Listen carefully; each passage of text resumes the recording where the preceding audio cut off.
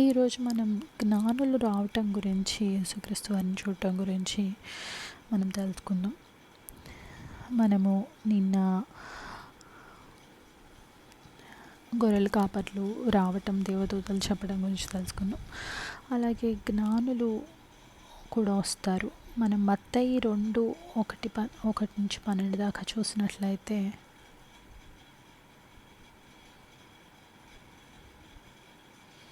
రాజైన హేరోదు దినములయందు యూదయ దేశపు బెత్లెహేములో యేసు పుట్టిన పిమ్మట, ఇదిగో తూర్పు దేశపు జ్ఞానులు యెరూషలేమునకు వచ్చి, యూదుల రాజుగా పుట్టిన వాడెక్కడున్నాడు? తూర్పు దిక్కున మేము ఆయన నక్షత్రము చూచి ఆయన్ను పూజింపవచ్చితిమని చెప్పిరి. హేరోదు రాజు ఈ సంగతి విన్నప్పుడు అతడును అతనితో కూడా యెరూషలేము వారందరూ కలవరపడిరి.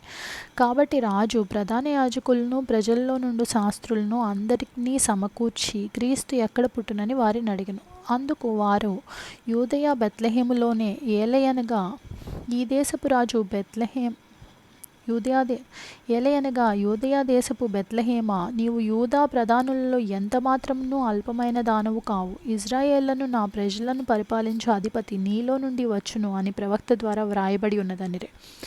అంతట హేరోదు ఆ జ్ఞానులను రహస్యంగా పిలిపించి, ఆ నక్షత్రం కనబడిన కాలము వారి చేత పరిష్కారముగా తెలుసుకొని, మీరు వెళ్ళి ఆ శిశువు విషయమై జాగ్రత్తగా విచారించి తెలుసుకొనగానే నేను వచ్చి ఆయన్ను పూజించినట్లు నాకు వర్తమానం తెండని చెప్పి వారిని బెత్లెహేమునకు పంపెను.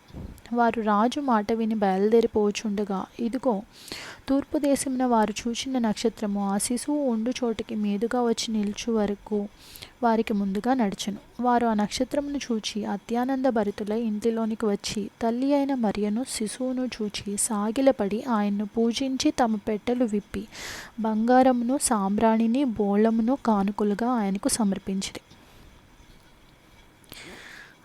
వాళ్ళు జ్ఞానులు రావటము, వారు వచ్చి ఆయనకి వాళ్ళ పెట్టెలు విప్పి ఆయన్ని పూజించి బంగారం, సాంబ్రాణి అవన్నీ ఇవ్వటం కూడా మనం ఇక్కడ చూస్తున్నాం. తర్వాత 12వ వచనం, హేరోదు నొద్దకు వెళ్ళవద్దని స్వప్నమందు దేవుని చేత బోధింపబడిన వారు మరి ఒక మార్గమున తమ దేశమునకు తిరిగి వెళ్ళారు. అలాగా జ్ఞానులు కూడా వచ్చి మనకి చూసి యేసుక్రీస్తు గురించి నక్షత్రం ద్వారా తెలుసుకుని దారి వచ్చి చూసి వెళ్ళారనేది మనం ఇక్కడ చూస్తున్నాం అన్నమాట.